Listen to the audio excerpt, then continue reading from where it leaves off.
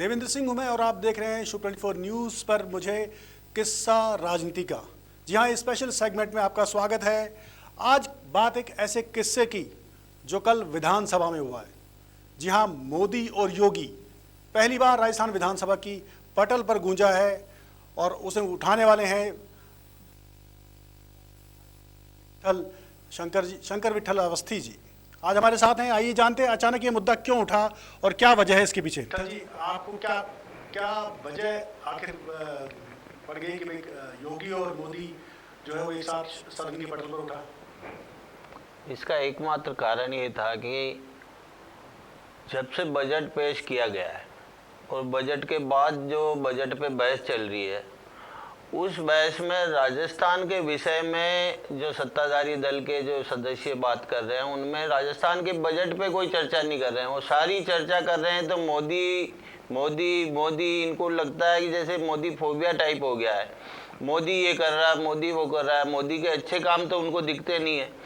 मैंने इसलिए कल जब मेरा नंबर आया था तो मैंने ये कहा था, भैया इस बजट पे बात करो, ये बजट की चर्चा है। हम इस राजस्थान विधानसभा के सदन में बैठे हैं और आप टोटल चर्चा किसान आंदोलन और उनकी कर रहे हो, अपने बजट पे चर्चा कब करोगे?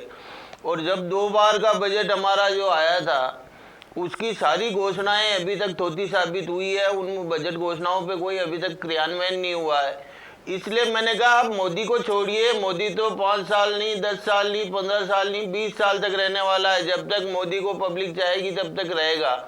और मोदी ने ऐसा किया है, ये सबके सामने है कि एक बार 5 साल की सत्ता के बाद दूसरी बार ज़्यादा बहुमत से जीतना, ये जनता की स्वीकृति का परिचायक होता है। तो जिस तरह से जनता मोदी को स्वीकार कर रही है और जिस तरह से पूरे देश में मोदीमय वातावरण है, उस कारण से मैंने ये कहा है कि मोदी तो रहने वाला है। आप अपनी स्वयं की चिंता करो। मोदी की चिंता करोगे तो हमारे तो योगी जी तैयार हो रहे हैं। पूरे देश में योगी जी का अब जो जलवा चला है, उस जलवे के कारण से पूरी जनता मोदी के बाद योगी का नंबर आने वाला है। तो मोदी जी जाएंगे तो योगी जी आएंगे, तुम्हारा नंबर नहीं लगना है। सही, आपने इस बात को राजनीति से भी जोड़ा, क्योंकि आपने उस टाइम चर्चा की, जादूगर की भी चर्चा की। तो क्या आपको लगता है कि भाई प्रदेश में मोदी जी का जो जादू है वो अभी भी चल रहा है, और क्या जो जादूगर हैं उनका जादू कहाँ है फिर? हमारे जब बजट भाषण में मुख्यमंत्री जी बजट भाषण दे रहे थे तो उन्होंने स्वयं कहा था कि मेरे को जादूगर कहते हैं, मैं ये जादू दिखा रहा हूँ। इसलिए मैंने ये कहा था कि जादू कभी सच नहीं होता है। जादू हमेशा एक भ्रम होता है। और वो भ्रम, बजट में अगर आपने भ्रम दिया है जनता को तो जनता भ्रमित है। और आज तक आपकी बजट घोषणाओं की क्रियान्विति हुई नहीं है और ये केवल आप जादू दिखा के चले जाओगे। जिस तरह से जादू दिखाता है, दूध की गिलास भर देता है, चांदी का रुपया आ जाता है, लेकिन असल में कुछ नहीं होता। इसी तरह से जनता के साथ असल में कुछ नहीं होगा इस बजट में, और आप ये घोषणाएं करके फिर चले जाओगे। लेकिन देखा जाए तो अभी बीच में नड्डा साहब का दौरा भी हुआ, बीजेपी में भी ये बात आ रही है बार बार की गुटबाजी है और जो है वो आपस में उनकी बात बन नहीं पा रही। किस तरह से आप नड्डा जी के दौरे को देखते हैं और प्रदेश के अंदर जो बीजेपी में जो चल रहा है, आप उसको किस तरह से देखते हैं? नड्डा जी जब से अध्यक्ष बने हैं, चाहे अमित शाह जी अध्यक्ष थे, उन्होंने पूरे देश के हर प्रदेश का दौरा किया था। भारतीय जनता पार्टी के ये जो अभी अध्यक्ष, जो चाहे अमित शाह जी थे या जी हमारे नड्डा जी हैं, उन्होंने प्रत्येक प्रदेश का दौरा किया है और बहुत गंभीरता से दौरे कर रहे हैं वो। और यहाँ आके वो जनता को और कार्यकर्ताओं को उत्साहित करते हैं और जो भी छोटी मोटी कोई समस्या अगर होती है तो उनका समाधान करके जाते हैं। ऐसा ऊर्जावान राष्ट्रीय अध्यक्ष हमको बहुत दिनों बाद मिला है। बात करें अगर वापस इसी प्रदेश की ही, प्रदेश में बीजेपी में आप भाई जब आने वाला विधानसभा चुनाव है उसमें आप किस तरह से देखते हैं कि क्या बीजेपी का परफॉर्मेंस किस तरह से रह सकता है, और अभी मौजूदा में ऐसे कौन से नेता हैं जो पार्टी को आगे ले जाके बढ़ा सकते हैं? भारतीय जनता पार्टी में नेताओं का अकाल नहीं है। ये अकाल कांग्रेस पार्टी में है, जहाँ केवल एक परिवार का विचार किया जाता है। यहाँ तो एक चाय वाला भी देश का प्रधानमंत्री बन सकता है, एक बूथ का अध्यक्ष भी राष्ट्र का गृह मंत्री बन सकता है। और हमारी पार्टी में ऐसा कोई भी परिवारवाद नहीं है। लेकिन हमारी राजस्थान प्रदेश में जो भारतीय जनता पार्टी है उसमें भी कई सक्षम नेता हैं। वसुंधरा जी हैं, गुलाब जी हैं, हमारे गजेंद्र सिंह जी हैं, सतीश जी पूनिया हैं, हमारे पास नेताओं का अकाल नहीं है। हमारे पास जो भी जब आला कमान कहेगा कि भाई इस आदमी को हम योग्य समझते हैं, हम सब स्वीकार करते हैं और बहुत अच्छी तरह से स्वीकार करते हैं, मन से स्वीकार करते हैं। लेकिन क्या आने वाले विधानसभा चुनाव में आपको लगता है कि किसी एक नेता को प्रोजेक्ट किया जाना चाहिए, या पार्टी अपनी विचारधारा के दम पे दोबारा से, या मोदी जी के नाम पे दोबारा से जीत पाएगी? अभी जब लोकसभा के चुनाव हुए थे, उन लोकसभा चुनावों में 25 की 25 राजस्थान की लोकसभा सीटों पे भारतीय जनता पार्टी ने विजय हासिल की है। उसके बाद आज हमारे जो ग्रामीण क्षेत्र के चुनाव हुए थे जिला परिषदों के, उनमें से 21 जिलों में चुनाव हुए थे। 14 जिलों में भारतीय जनता पार्टी के जिला प्रमुख बने हैं। पंचायत समिति के प्रधान भी जो राजस्थान में चुनाव हुए थे, उन प्रधानों में भी भारतीय जनता पार्टी आगे चल रही। तो इस तरह से हमारा ये मानना है कि हमारा वैचारिक संगठन है और हमारा व्यक्तिवादी संगठन नहीं है। वैचारिक संगठन होने के कारण से जनता विचारधारा से जुड़ के फिर भारतीय जनता पार्टी के साथ लगती है। तो विट्ठल जी ने साफ तौर पे ये कहा कि भाई पार्टी की विचारधारा से जनता जुड़ी हुई है और यही वजह चुनाव हुए, चाहे वो पंचायत। आज मैं आपसे ये कह रहा हूँ, जनता का बीजेपी के प्रति विश्वास बढ़ा है, बहुत विश्वास बढ़ा है। जब हमारे इस विचारधारा का राजनीतिक संगठन के नाते स्थापना हुई थी, जनसंघ और भारतीय जनता पार्टी बनी थी, तो उन्होंने सारे मूलभूत कुछ सिद्धांत तय किए थे, कुछ लक्ष्य तय किए थे। उन लक्ष्यों को प्राप्त करने का हमने प्रयास किया। और जब हम 50 सालों तक जनता को कहते हैं हम धारा 370 हटाएंगे, हमारा लक्ष्य है, हम राम मंदिर बनाएंगे, हमारा लक्ष्य है, हम 3 तलाक हटाएंगे, हमारा लक्ष्य है, हम चीन को और विश्व में सबसे मजबूत शक्ति बनकर उभरेंगे, ये हमारा लक्ष्य है। हमारे संघ की प्रार्थना में आता है परम वैभव का लक्ष्य प्राप्त करना है भारत को। तो वो सारे लक्ष्य हम प्राप्त कर रहे हैं, ये जनता को विश्वास हो चुका है। क्योंकि मोदी जी के इस शासनकाल में धारा 370, जिसके लिए विपक्ष विरोधियों ने ये कहा था कि इस देश में खून की नदियां बह जाएगी और देश विभाजित हो जाएगा, इतनी आसानी से धारा 370 हटी कि एक पत्ता तक नहीं हिला, एक गोली तक नहीं चली, एक खून की बूंद तक नहीं बही।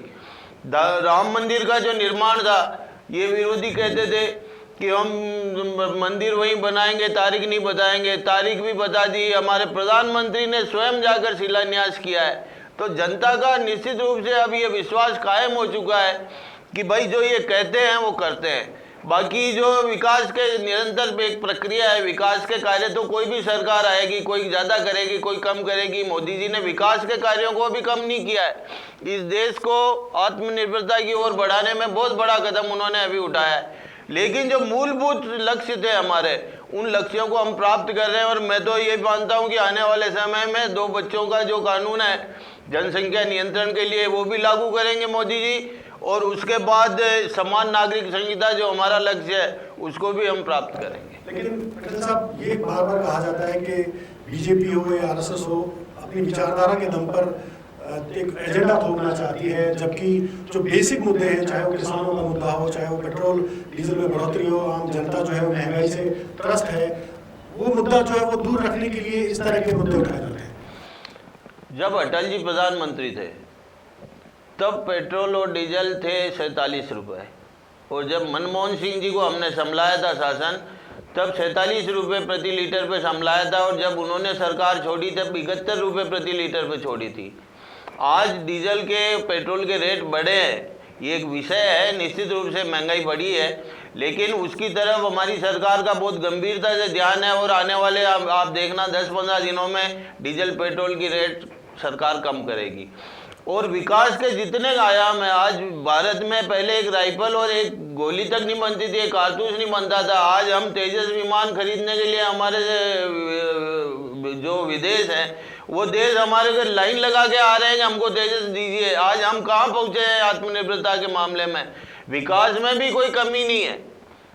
और मूलभूत जो लक्ष्य होते हैं, आज जनता को 50 सालों तक हमने ये कहा कि हम ये करेंगे, हम ये करेंगे, हम ये करेंगे, तो जनता को हमने बेवकूफ़ नहीं बनाया है। हमने जनता को जब हमारा मौका आया तो करके दिखाया है, और इसीलिए जनता विश्वास करती है। ये विचारधारा थोपने का विषय नहीं है, ये जनता के दिल और दिमाग में सब सोचे। 50 सालों में जनता सोच समझ के निर्णय करती है, और अब जो बहुमत दे रही है वो बिल्कुल सोच समझ के निर्णय दे रही है। कोई थोपा हुआ एजेंडा नहीं है, जनता का स्वीकारा हुआ एजेंडा है। किसान जो आंदोलन कर रहे हैं, क्या उसको विपक्ष जो कह रहा है कि किसानों की आवाज़ दबा दी गई, सर्दी में उन्हें मरने के लिए छोड़ दिया गया, किसानों की जो MSP है उसको खत्म करने की बात हो रही है, उस पर आपको क्या लगता है कि क्या ये इस मुद्दे पर बीजेपी का जो रुख है वो सही है, या किस तरह से आप उसको देखते हैं?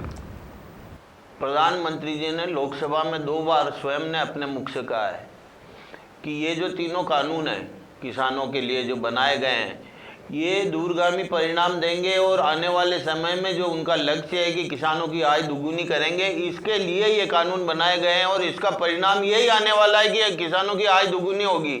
दूसरा, प्रधानमंत्री ने ये कहा है कि ये कोई बाध्यता नहीं है, ये कंपल्सरी नहीं है। आपको अगर मानना है इस कानून को तो आप मानिए, नहीं तो आपके पास ऑप्शन है कि आप बाहर भी कुछ भी कर सकते हैं। तो ये ऑप्शनल विषय है, कोई थोपा हुआ कानून नहीं है। मतलब ये जो माहौल बनाया जा रहा है फर्जी माहौल है। इनके पास कोई मुद्दा नहीं है मोदी के खिलाफ बोलने का, मोदी की सरकार के खिलाफ बोलने का। आज देश की चारों तरफ जिस तरह से जय जयकार हो रही है, चीन जैसे देश के सामने जिस मजबूती से हम खड़े रहे हैं, ये पहली बार हुआ है कि विश्व का कोई देश चीन के सामने इतनी मजबूती से खड़ा रह के चीन को बाध्य किया है कि वो वापस अपनी फौजों को ले जाए। ये पहली बार हुआ है विश्व में।